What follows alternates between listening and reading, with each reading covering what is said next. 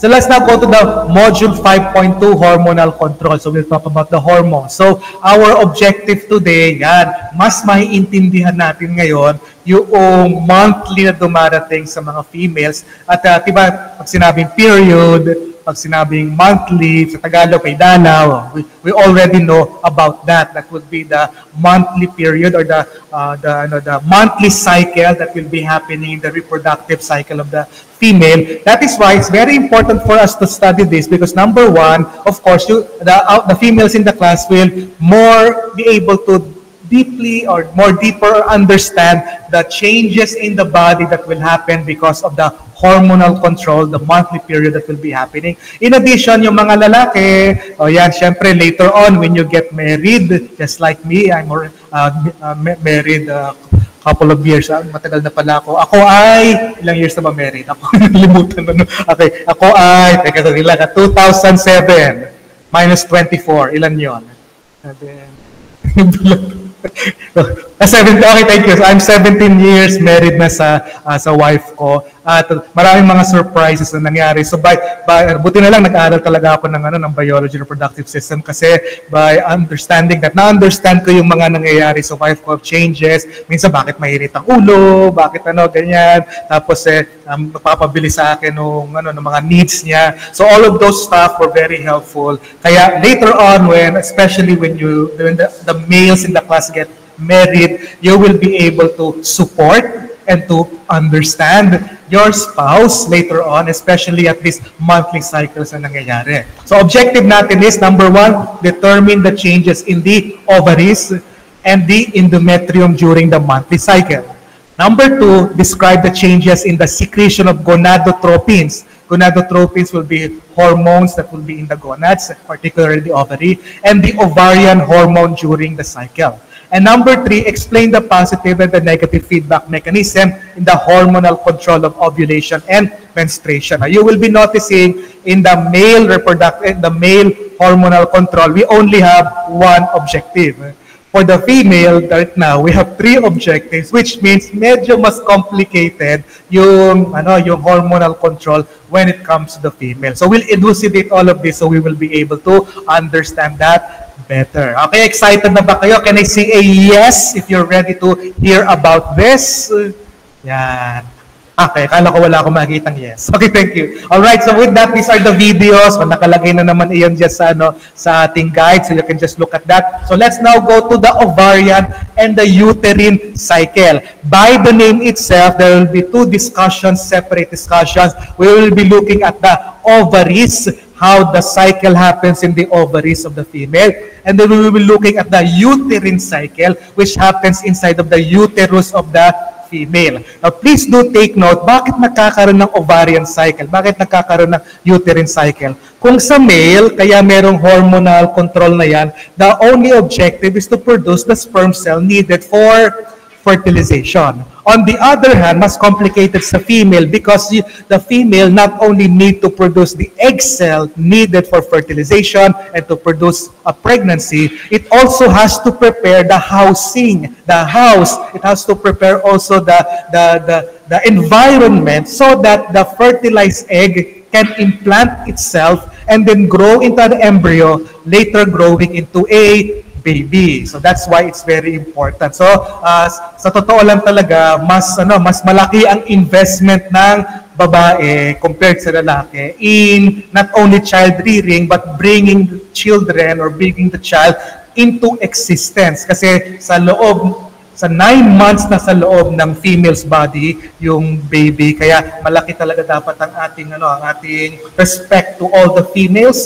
who later on will be bearing children, especially our moms. Kaya later on, pag nakita niyo na uli yung inyong moms or nakita yung mga relatives niyo na moms sila, okay, just sabihin niyo na mahal natin yung mga parents natin, ito, ang mom natin na nagdala sa atin for 9 months. Alright, okay, napakwento naman. Okay, so one thing you have to remember is called the menarche. Anong ibig sabihin ng menarche? Class, do you know what is menarche? Especially the correct answer. It is indeed the first period of a female, so that would be the initial uterine cycle characterized by shedding of blood-rich endometrium in a maturing individual. Yung anak ko, kaisang unika iha ko, she's already 10 years old.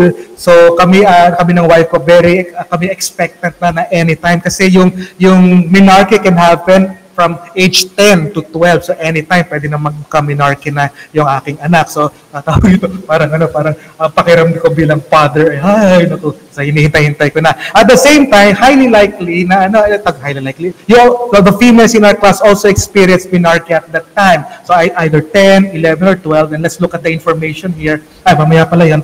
Okay, so very interesting din pala, merong isang actress.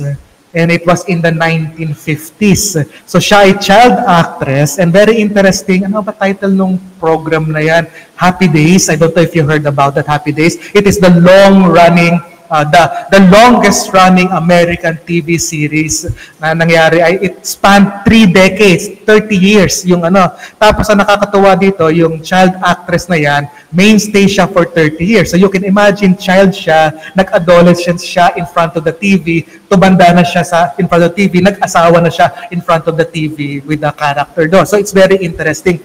And there was an episode na yung first menarche niya ay ginawang, I don't know bakit, pero ginawang episode doon sa Happy Days na ito. So it's quite interesting. Okay, so that's the first of the effect of the hormonal control in females. There's another one which is menopause. Okay, can someone tell me what is the meaning of menopause? Okay, go ahead, Joshie, for that. So it is the time that the uterine cycle stops, tumitigil na. So it's no longer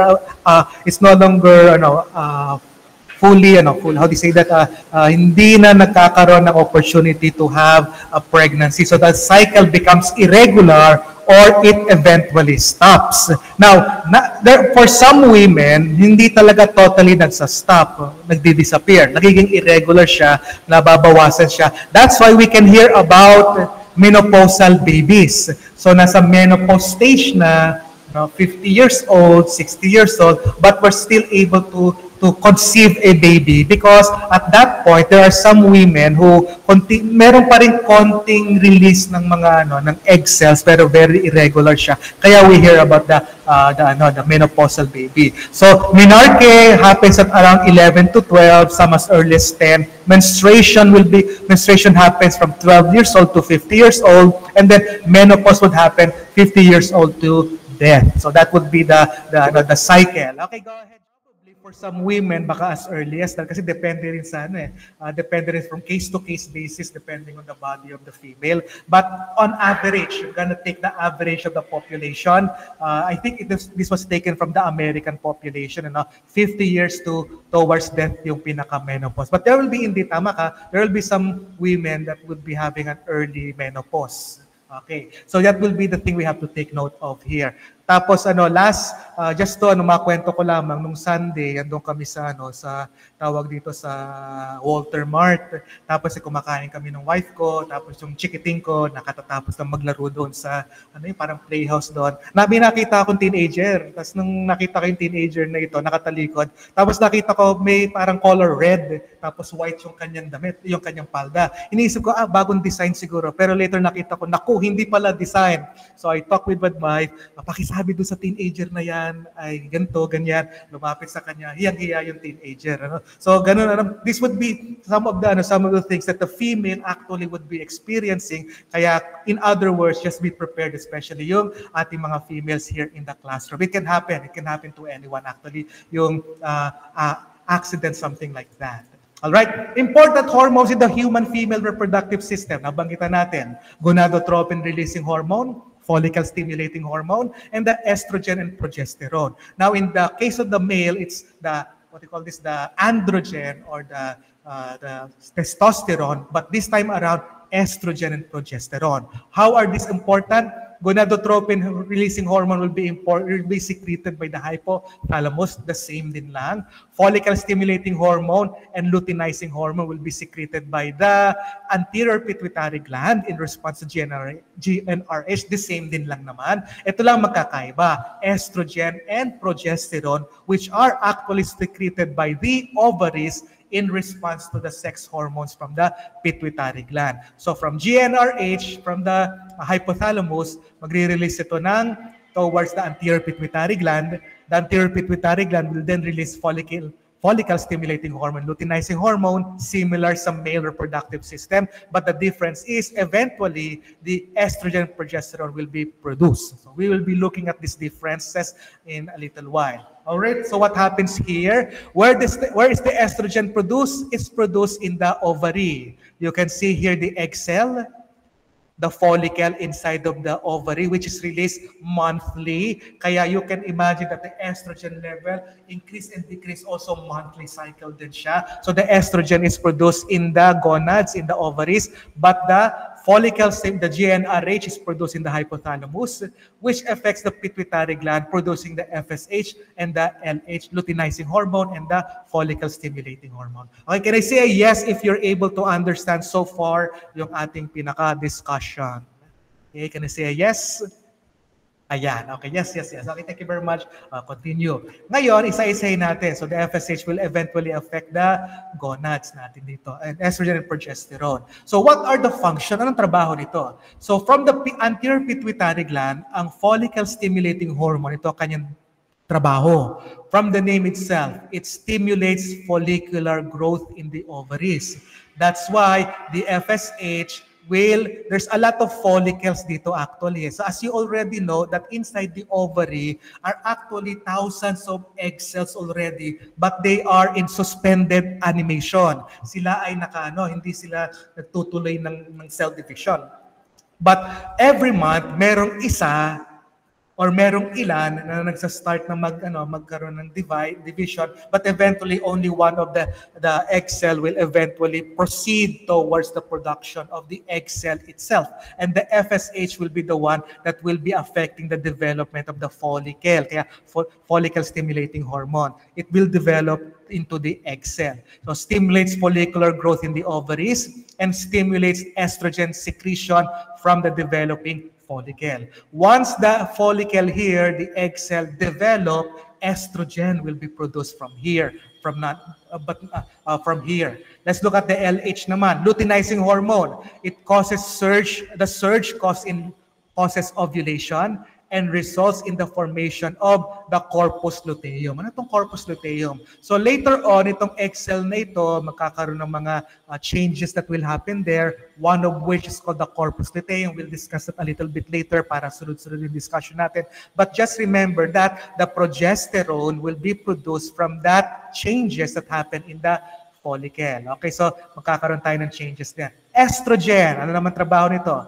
Yan. So it will thicken the uterine lining. So since part of the objective of the hormonal control of the female is to prepare the environment for embryo production, kailangan ay dito sa loob ng uterus, which is the house for the developing embryo, kailangan ma-prepare din. So the estrogen will be the one making the uterine lining thicken. So dumadami siya, tumataas yan, kumakapal yan in preparation for implantation of the embryo. Diyan didikit kasi mamaya papakita natin, didikit yung embryo. It inhibits FSH and LH for most of the cycle and stimulates FSH and LH prior to ovulation. Ovulation means release of the egg cell from the follicle. So nakabalot pa yung egg cell sa loob sa follicle. Once it is released, yung egg cell ay nag-release yan.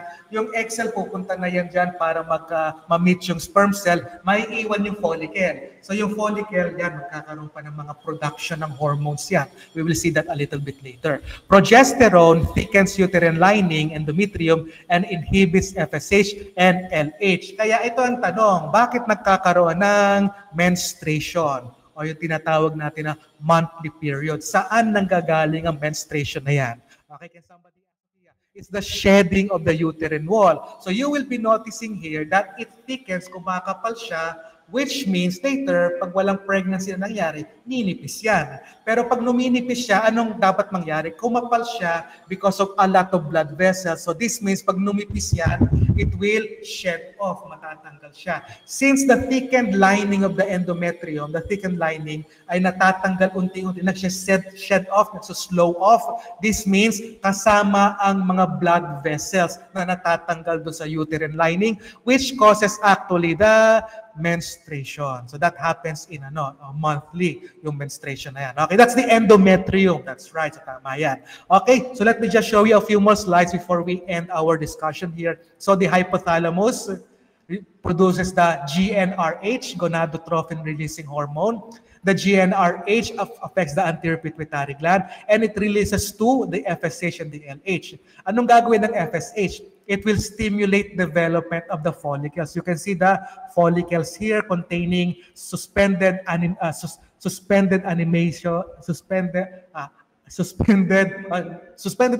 na mga egg cells dyan. So it will stimulate that. And the LH naman will later cause ovulation. Medyo mababa pa yung amount ng LH kasi ang kanyang objective is to cause ovulation. Puputok yung follicle para lumabas yung egg cell sa loob. But at the beginning, enclosed yan. So you can see here. So here's the ovary. Here are the primordial follicles, 200,000 per ovary. Nakaset na yan sa mga females natin. Tapos ito, the FSH will now cause one or a few of these follicles to be stimulated, but later, supposedly only one lang dapat mag-grow into maturity. So you now have a mature follicle with a mature egg cell inside. So yan yung FSH. Ngayon, itong pinaka-surrounding tissue or itong surrounding cells na to, which is the follicle, it will be the one to start producing estrogen, which is needed for development of the uterine lining. All right, so far so good. Ano nangyari ngayon? So ngayon ang estrogen. So ang FSH, inapektuhan niya yung follicle. May nag-mature na follicle with a mature egg cell inside. At the same time, it produces estrogen. Anong gawa ng estrogen? Trabaho niya, steroid sex hormone, increases female characteristic, and starts to develop breast tissue, the vulva, the vagina, the uterus, endometrium, and thin cervical mucosa. So nagsa-start na ngayon magkaroon ng changes sa body nung pinaka-female. So what happens next? Pag sobra-sobra ng estrogen, syempre, kailangan magtipid ng resources, pwedeng magkaroon ng negative feedback here on the anterior pituitary or the hypothalamus. So bababa ngayon yung FSH, bababa ngayon gonadotrophin-releasing hormone as the estrogen increases. And then finally, pag masyadong mataas na yung estrogen, it will now cause the LH to increase. Tataas yung LH. Anong trabaho ng luteinizing hormone? Just one job. Just one job ang luteinizing hormone. It is to release the egg cell, which is what we call as ovulation. And the egg cell will now be going through the reproductive tract to finally meet the sperm cell.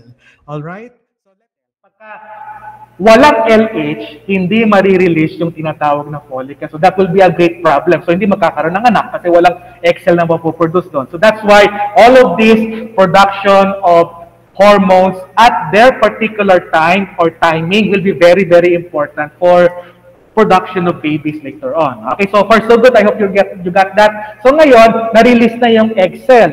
Nagkaroon na ng ovulation. And then what will happen? Ang matitira dito na cells will become the corpus luteum, which will be, I'll show you a little bit later. At anong mangyayari dito? Well, because of that, the corpus luteum for some time will produce progesterone, which is very helpful to develop the uterine lining later on kasi nag-produce ng egg cell eh. So expected ng body na magkakaroon ngayon ng fertilization. Kaya inihahanda na ngayon yung uterus kung sakaling magkaroon ng implantation. Ngayon, kung sakaling merong fertilization and implantation, yung corpus luteum, natural talaga na magde-degrade yan, so mawawala yung progesterone. So ano mangyayari? It will be taken over by the embryo. Kasi yung chorion part, yung part ng embryo, yun ang mag-start mag-produce ng progesterone, kaya tuloy-tuloy ang development ng uterus. Ngayon, paano kung walang fertilization? E di walang implantation, so ano mangyayari? Yung progesterone doon sa corpus luteum, mag-start na mag-degenerate yung corpus luteum, ano mangyayari? Bumababa din yung progesterone. So pag mababa ang progesterone, ibig sabihin, signal siya na yung uterus, tama na ang kanyang production, tama na ang kanyang preparation. Kasi wala nang may implant eh. So what will happen is the decrease in the progesterone and the estrogen because of the disappearance of the corpus luteum will cause what? It will cause the GnRH to again produce and affect the anterior pituitary gland to produce FSH and LH, which will restart all over again the whole cycle. So ano nangyari? Bumalik na ulit tayo sa first part noong menstrual cycle because at this point, since yung progesterone ay wala na, yung uterine lining and endometrium, masisira na sila at ito ay magiging dugo, which will be the menstruation portion of the menstrual cycle. Okay, class, tanungin ko, naintindihan niyo ba yung part na yan? Were you able to grasp the idea about the hormonal control? Can I see again a yes, sir, if you were able to grasp the idea? Pwede yung balikan maya-maya ng konti, but I also highly suggest, panoorin niyo yung video na I place in the KHA para mas madaling maintindihan. Okay, naintindihan, class? Okay, very good. So, ulitin ko lang ha, para talagang mag-gets natin mabuti. Very, very fast. Very, very fast. Okay. Hypothalamus produces GnRH, which affects the anterior pituitary gland, which in turn will produce FSH and LH. At this point, the LH is very little, while the FSH will be more dominant. So, the FSH will now affect the stimulation of the follicles at apektuhan niya yung ovaries. In the ovaries, the primordial cells will start to develop, around 14 to 15 will grow, but only one will continue on growing to produce the mature follicle. And because of the presence of the mature follicle, the estrogen now is produced by this, which will be causing the sexual characteristics of the female to develop and also to prepare na rin yung uterine lining for darating na what they call this na implantation. In addition to that, because of that, the estrogen will have a negative feedback and will stop GnRH, will stop FSH, and stop LH. However, the estrogen will come a time na bababa ang kanyang amount, which will cause the negative feedback to stop so that it will now start GnRH to be produced again and then affect the anterior pituitary gland. But this time, ang LH ngayon ang mas madami. The LH is the signal for the follicle to expel the egg cell, and which is what we call as the ovulation. Okay. Now, while this is happening, the progesterone will again increase because of the presence of the corpus luteum, which will cause the uterus to develop even more. But kung walang implantation, then the progesterone will lessen, and then the negative feedback will disappear, and again, GnRH will be producing FSH and LH, which repeats the whole cycle all over again. Okay, so ganun lang siya. No? Kung may implantation, ito ay magpo-produce ng more progesterone that will continue on developing the uterus. Sige, so those are the things that we have to take note of here. Two closely related cycles in the human female. Take note, the ovarian cycle, I just showed you a while ago, maya-maya. And then uterine cycle, I just also mentioned that very, very fast kanina. So the ovarian cycle, ito magkasabayan class, huwag niyong paghihiwalay, magkasabayan. Habang nangyayari, meron sa ovary, sabay na may nangyayari sa uterus. So in the ovarian cycle, what you're looking here is the ovary. Here is the ovarian cycle. So you look at this one, magde-develop siya into more mature, nagmamature yung follicle until sa point na ito ay mag-expel ngayon ng egg cell to produce the ovulation. And then yung natirang cells dito will now become the corpus luteum, which continues on producing progesterone, and then eventually siya ay mag-disintegrate. So that's the whole thing about the ovarian cycle. Take note, may two parts yan. The follicular phase, obviously follicles are maturing. And the luteal phase, which would be corpus luteum, the corpus luteum is produced until it is disintegrated. So that's the whole thing about the ovarian phase. Ang uterine phase naman, so sa uterus tayo nakatingin, we will now start with the menstrual phase, proliferative phase, and the secretory phase. Isa-isahin natin yan. Ngayon, take note of this. In the follicular phase, nade-develop yung pinaka-follicles natin over here, and it's actually affected by the FSH and a little bit of the LH. Pero sabi ko nga kanina, konti lang yung LH dito. There will come a time that the LH will spike and the ovulation will happen. Lalabas yung tinatawag na egg cell at this point in time. So that is what is happening in the follicular phase. So please take note of this one. Medyo laki ako ng konti. Notice niyo, habang napoproduce or nagmamature yung FSH, yung inhibin, pag mataas yung inhibin, let me just go here. Okay, we start with this one, GnRH, tapos FSH development, maturing ovarian follicle secretes inhibin. Kaya ito ay yung negative feedback niya, prevent niya yung GnRH at saka yung FSH at this point in time, mababa yung pinaka-estrogen level. Ngayon, darating ang time, as we mentioned a while ago, that the LH will suddenly increase and then ovulation will happen. Okay, so yan yung tinatawag natin na ovarian cycle. So, the development of the follicles, eventual expulsion of the egg cell, and then eventual production of progesterone by the corpus luteum as it begins to disintegrate. Okay, punta naman tayo rito. Ano naman comparative niya doon sa uterine cycle? Take note, habang nagde-develop or while the follicles are developing in the ovary, the uterine cycle or the uterus is also developing somehow.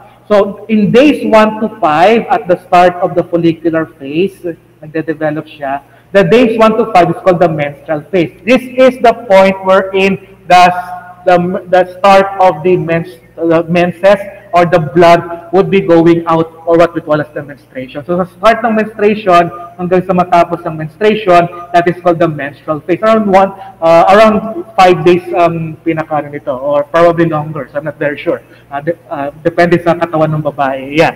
Now take note what will happen. After day 5, day 6, start na yung proliferative phase. Take note, as the follicle is now becoming mature, the uterus is also now proliferating, developing in anticipation of the implantation of the embryo. Baka kasi itong egg cell nito ay ma-fertilize, kaya naghahanda na yung uterus. So how does it do it? Nag-i-increase na yung mga blood vessels hanggang sa dumating na itinatawag na secretory phase, much highly developed na, marami ng mga arteries here, and nagsisikret na rin ito ng iba't ibang iba't ibang things that will be very important for the implantation of the embryo. So in this case, because of the spike in the LH, ngayon ang nangyari ay lumabas na yung egg cell, and then this one, the corpus luteum, will produce progesterone, which will further increase the development of the endometrium in the uterus, kaya ito ay actually makakadikit yan. So that's the whole uterine cycle. Pag walang implantation, as I mentioned a while ago, nawala na yung corpus luteum, wala ng progesterone, hindi ang mangyayari, mag-start ng mag-breakdown yung nag-proliferate na endometrium, which again restart the menstrual cycle or the menstrual phase, which would be blood coming out of the vagina because of the slowing off of the endometrium that was developed. So yan yung kailangan natin maalala here. So that's the same thing over here. Okay, so what's the proliferative phase?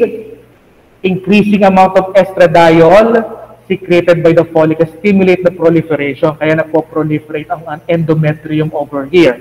And then this will be more blood vessels. How about the secretory phase? Progesterone secrete the corpus luteum. So meron kayong secretory phase over here. So itong corpus luteum produces the progesterone, which thickens the vascular layer and further develops the endometrium. And finally, the menstrual phase naman, dahil walang fertilize, walang attachment, walang implantation, it will start to rupture, detach, causing menstrual bleeding, which will happen over here.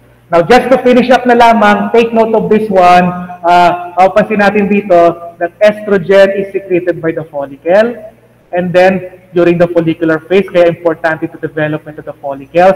During the luteal phase, tumataas ang progesterone because corpus luteum is produced produces the progesterone. Tapos, ang LH, ito yung sinasabi ko sa inyo, nag-spike siya dito around the ovulation portion at the end of the follicular phase. Tapos ang FSH, sumasabay din siya ng pag spike din in a sense. And then later on ay bababa sila during the luteal phase. Okay, so that's all the things that you need to take note, which would be the relationship of the different hormones in these two cycles. Okay.